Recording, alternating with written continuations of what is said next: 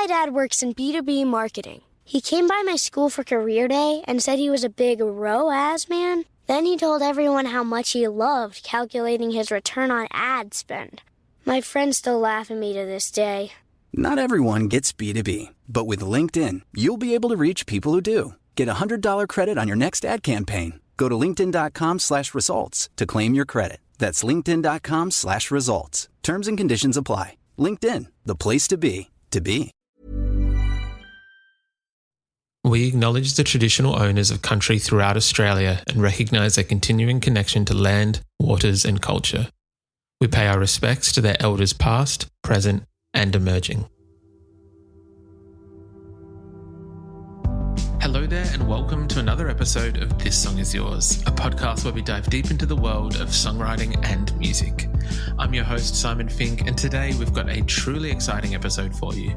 Our guest today on the podcast is none other than Fanning Dempsey National Park, which is the supergroup comprised of the legendary songwriters Bernard Fanning and Paul Dempsey.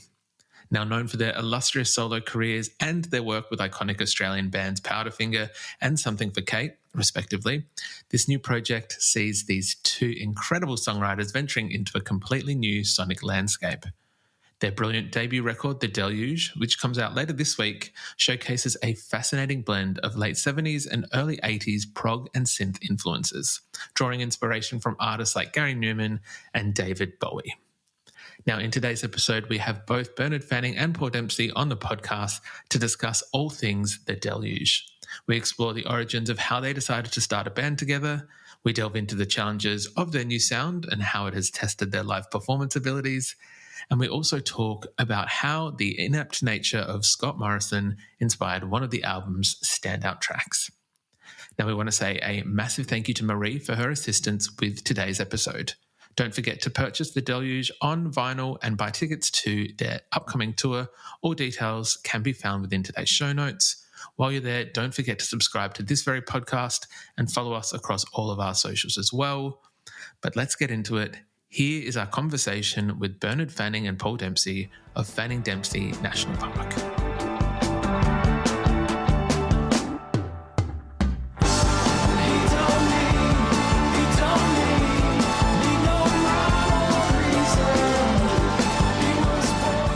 Please welcome to This Song Is Yours from Fanning Dempsey National Park, Bernard Fanning and Paul Dempsey. Gentlemen, hello.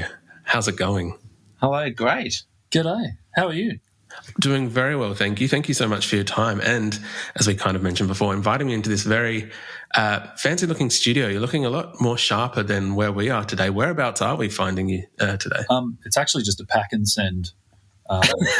Just the range of available cardboard. We're just on ScoMo right now, so yeah, we're going to have to be quick. We've only got 15 minutes before the union rep comes by. So, well, look, even in that case, then I appreciate you coming on even more because ScoMo is a valuable time for some. So it is appreciated that you're giving us some of that time. I'm extremely excited to chat with both of you today over the brand new record, The Deluge. It is coming out later this week. But before we get into the record, I kind of wanted to chat on the fact, I guess, what we're doing now, the press rollout. For most albums, it's obviously something that you need to do. Having almost like a brother in arms, a buddy with you this time around, has that kind of changed? Is press a little bit more enjoyable this time around? Oh, yeah. It's so much more fun doing it with an offsider, no question. Way better. Just even for lunch, you know. We keep each other pretty entertained. Yeah.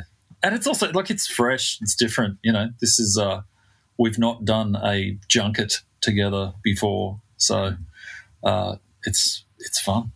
We haven't done a press junket. We've done plenty of recording junkets. We have, We've done plenty of them so far, so we tried to spread our wings as far and wide as we possibly could. Now we get to bullshit about it. Yeah.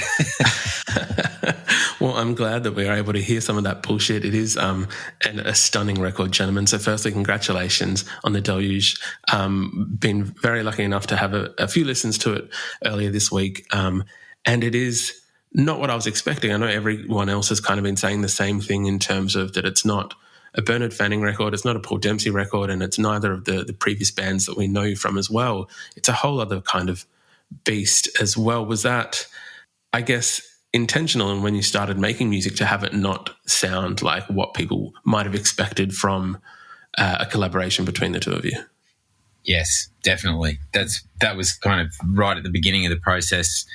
We sort of said, all right, if we're going to do something like this, then firstly it has to be fun, and secondly it has to be different to what we would expect ourselves to do and what other people would expect us to do, so that there's some challenges there in learning new things and looking at different ways to put songs together. Even the very beginning process of it, where Paul was in Melbourne locked down for most of it, sending each other half-finished ideas digitally, by Dropbox and by email and whatnot, to say, here's an idea, you run with it now. I've done some work on it, so you take it and see what happens. Never done that before. I mean, done it in the band environment or the band room environment especially, but not by remote digital, communication. So it's pretty different. And it's also just like, it's completely different, like when you are bouncing off someone and sort of showing your ideas to someone that you never have before, someone who has a whole, their work and you admire their work and like what sort of level they're operating on, but you've never shown them your embryonic ideas before. So you feel pretty vulnerable and it's a little bit scary to start off with. But then when we kind of, it was all really positive going back and forth. So then it was like, okay, cool, this is fun, this is good. And then you can start to be more, then you can start to sort of design more where you want it to go.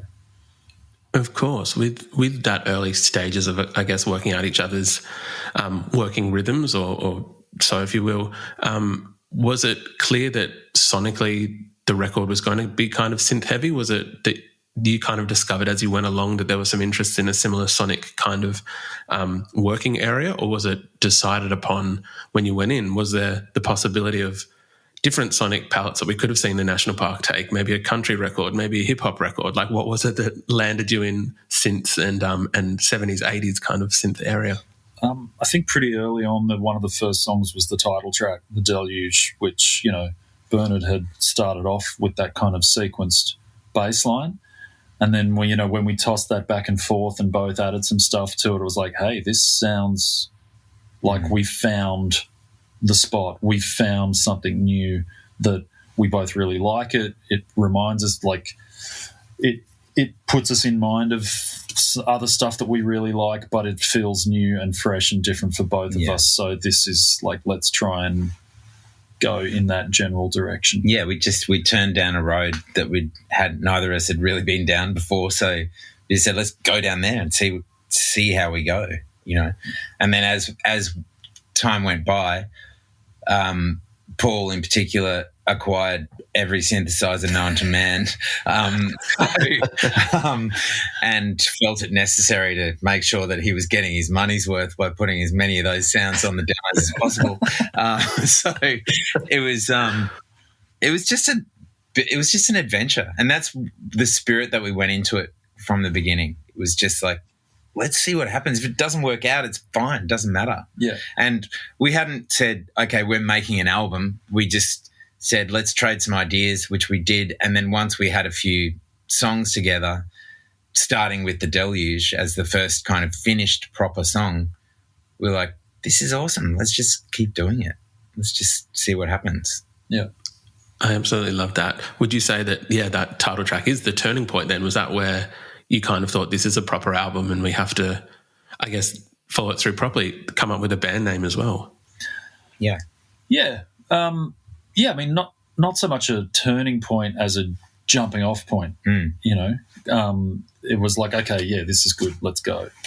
And, the finished record is obviously the result of,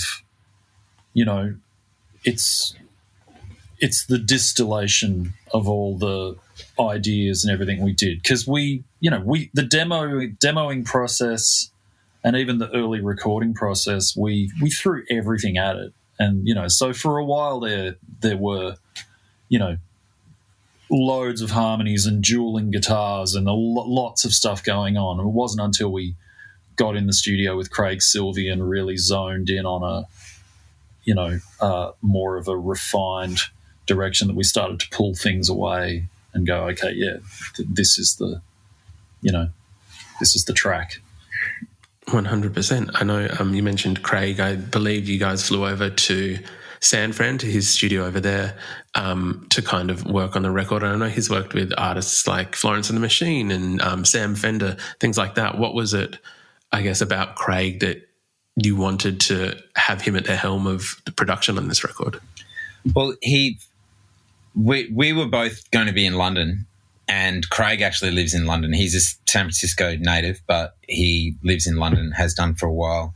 So we went and met with him, and obviously we're familiar with his work, like you just mentioned, those songs. I mean, Sam Fender in particular, for me, I really like what he had done with those albums in terms of a guy who's a rock act and how he treated that, how he treated those songs, where it's not relying on the ordinary traditional rock dynamics. It's the mixes use different ways of bringing stuff in rather than hitting a really triumphant chorus or, a blistering guitar solo or whatever. So that was one of the things that really interested me. And then we went and met with him in London, and we hit it off straight away. Just personally, we just really liked the guy. And it turns out that he was from San Francisco originally, and in the meantime, there'd been a connection with some friends of Paul's who are musicians in San Francisco who we wanted to play drums and bass on the record, and Craig knew those guys. He'd been to one of their weddings and had made records for them. So all of these things, there was just this weird kind of confluence of events that brought everyone together. And San Francisco was kind of the meeting point of all of those. I love that. It is like a beautiful record sonically, which I think is not to say that any other previous records from the two of you with bands and solo haven't been, but I think that this is, as we've just discussed throughout this whole interview, there's just a different point to it, a different kind of, what's the word? Like a different perspective. Yes, yeah, with this record. I was wondering, as you said, you collaborated kind of virtually, sometimes in the studio. Lyrically, this record is, I think, what both of you do very best in your, I want to say, day jobs or outside jobs of the National Park, is the juxtaposition of like our city jobs, upbeat songs, city jobs,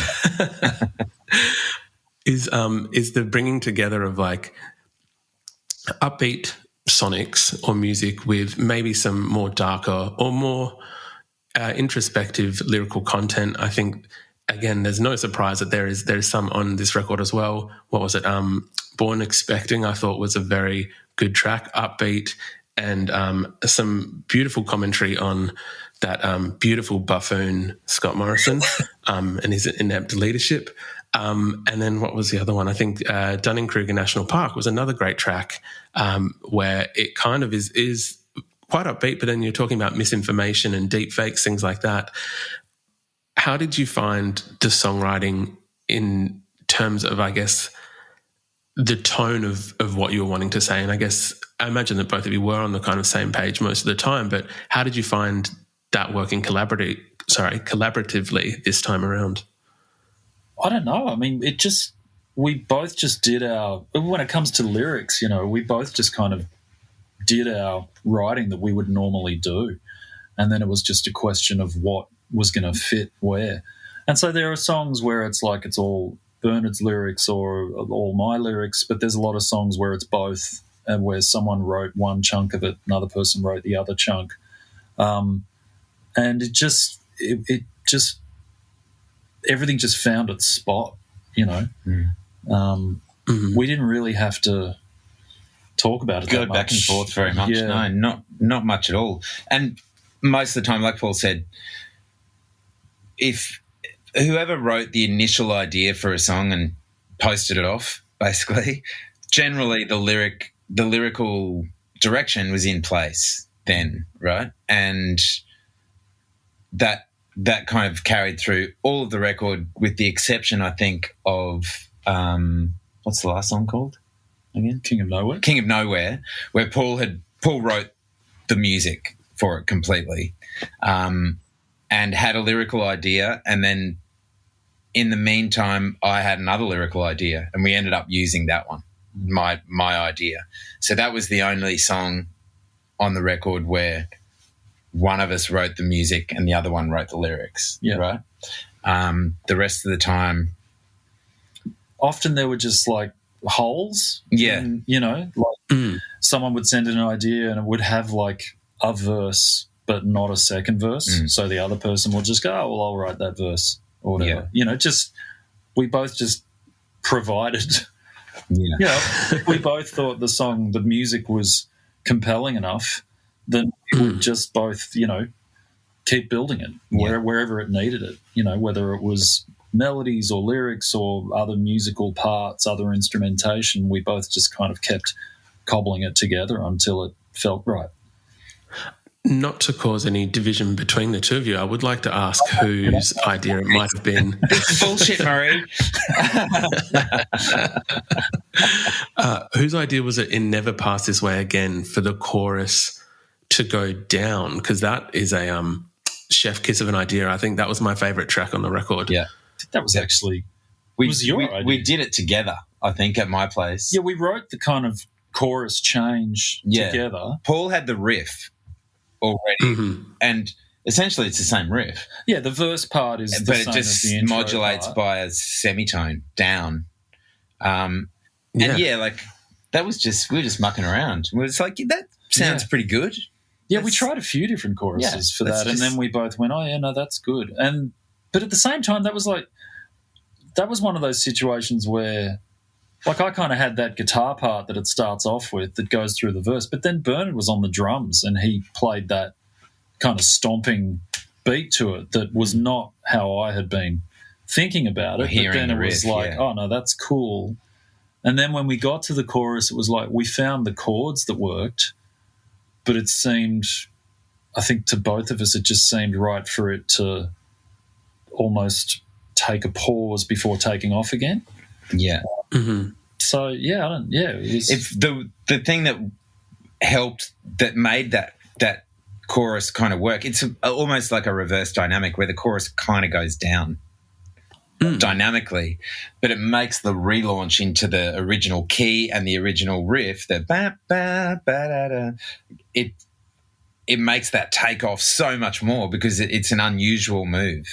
Yeah, 100%. And it's one of those things where probably the first couple of times you hear it, you're like, oh, what's happening here? And then eventually you get totally used to it. Yeah. You know? Yeah. It's prog rock. That's a beautiful tagline for this podcast. Yeah. I think Yes did it first. So yeah. No, I mean, the Midnight Oil US Forces has one of my favourite chord changes in history, you know, when it goes to that, you know, now market movements call it just it goes from one place to another place and you go, what the fuck, how did they do that? And first time you hear it, you kind of go, what? And then every time you hear it afterwards, you just go, that is unbelievable. And you're waiting for it. Yeah, it's just genius. And there's a few songs like that, you know. Ashes to Ashes does it as well. So yeah, it was, I don't know, it I like the way the song does that, you know. And what's the Absolute Beginners, that Bowie song as well? That just does it every couple of bars. Every couple of bars it changes key. Yeah. But somehow the melody just weaves it all together. You just go with it. As a listener, you don't notice it because you're just going with it and it doesn't sound unnatural. It flows beautifully.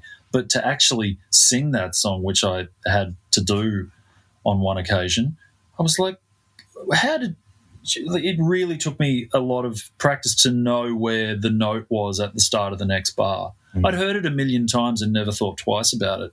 But when it came to actually singing it, I It's like, far out, that's so weird. I think there's always something really nice in music, though, and almost like, not to be cliche, magical, but like when it does kind of subvert your expectations, where you think it's going to go left and it goes right, or even completely the other way, which I think this track did in the chorus. So, thank you very much for kind of indulging me with that. In terms of all those synth that was put onto Paul's credit card, are you going to take all of them out onto the road with you in October? We're figuring that out at the moment, and we're trying to narrow it down so that it's not a full, like, prog pyramid, of synth with, like, the synth player needs a ladder. Yeah, towers, synth towers. Yeah, we're figuring out how we're going to achieve it. Sorry. Yeah, no, go ahead. I was just going to say, like, with obviously two of you, the both of you, being two of the most beloved frontmen in Australia, maybe to like ease that change, has guitars been brought up in terms of like bringing that kind of element to it? We were talking about guitars yesterday, actually, because we were talking about pseudo echo. Yeah. So, don't know. There's not a lot of people that have the guts to actually play one in public. Shane from Regurgitator, he's definitely got out there. The pseudo echo guys.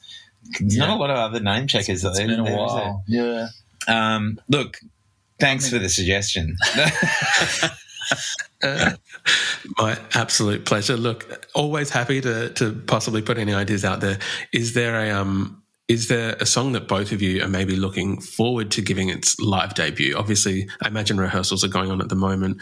Is there one that's kind of, you can already see the potential in the live space that you're looking forward to debuting to a crowd? We haven't actually started rehearsal yet. We haven't, yeah. But, I mean, all of them. But I think Dunning-Kruger National Park, that is going to be a lot of fun live, that song, because of the build. It's probably... got the most potential to be very dynamic live, where the front of it is. And in fact, the demo of that song was more of a wedge, I guess, whereas Craig wanted to keep it flatter at the front and then kind of step up instead of kind of wedging up to the outro, which is really big. But when you've got all six people on stage playing, it's probably one of the only moments where there will be all six of us playing at full tilt and singing as well. Everyone's singing too. So that should be a pretty exciting moment. Yeah. But there's lots of energy all over the record, Yeah, I'm excited by how many opportunities there are in the set to play this record. Like, there's to be a really different band all the time. Like Deluge is going to be so much fun to play with that, sequenced bass line and everything being kind of mechanical. But then, Dunning-Kruger's just going to be really big and, bombastic, and Strangers is going to be really fun to play just because it's like so tight and narrow. And then Blood is going to be amazing to play because I reckon that's just going to be a real audience thing. And, it's... So there's like just imagining the show, which is all we've done thus far. Just imagining the show, I'm imagining all these like really different moments between the band and different moments with the audience, and I just can't wait to get cracking.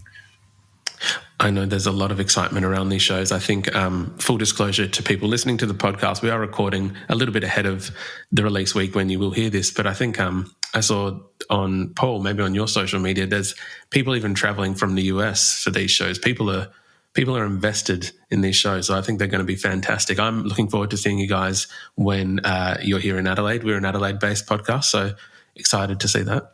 Great.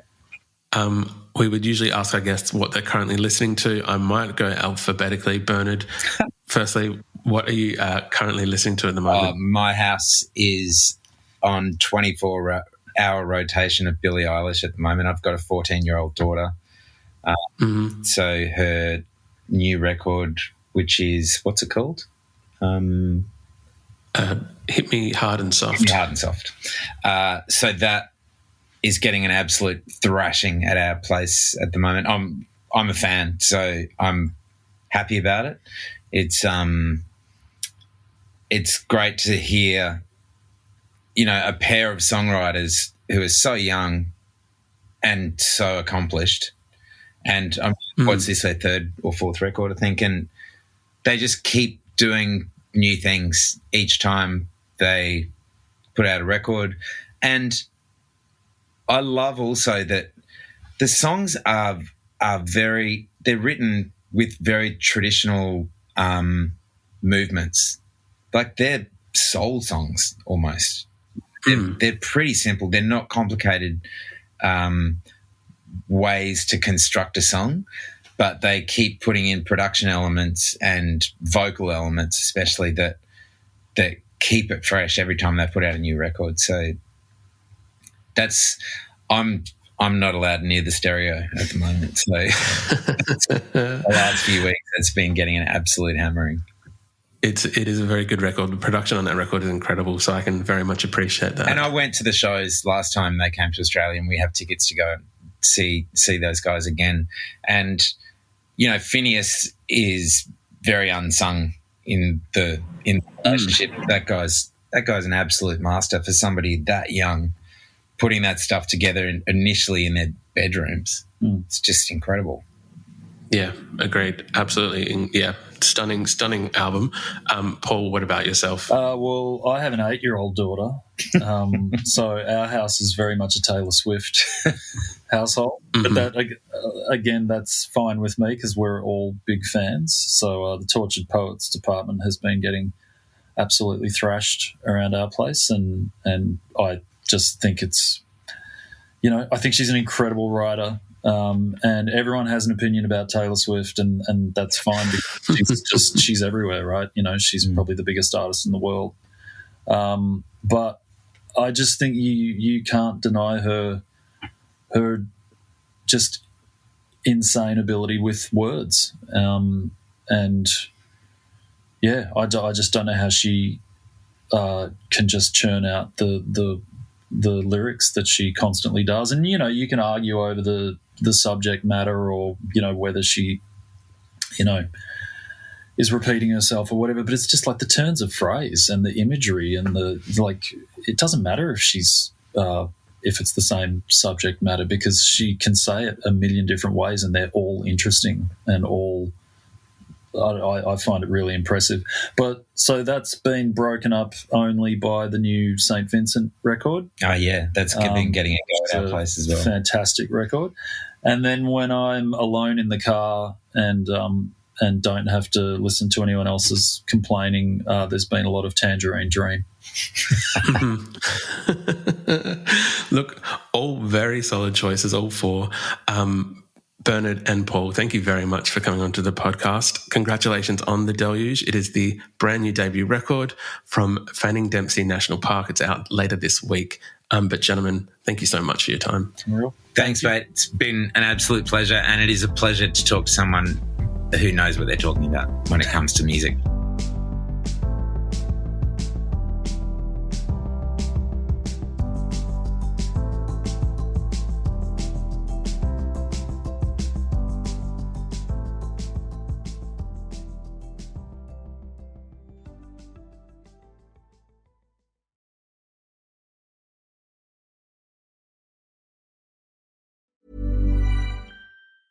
Ready to elevate your everything shower? Meet Osea's new Undaria Algae Body Wash. This pH-balanced plant-based formula gently cleanses without stripping your skin. Featuring the all-natural citrusy fragrance of their best-selling body oil, Undaria Algae Body Wash transports you to a tropical paradise, indulging your skin and senses. It's the scent of summer year-round. Elevate your shower ritual with Osea. Get 10% off your first order with code SEAWEED at OSEAMalibu.com.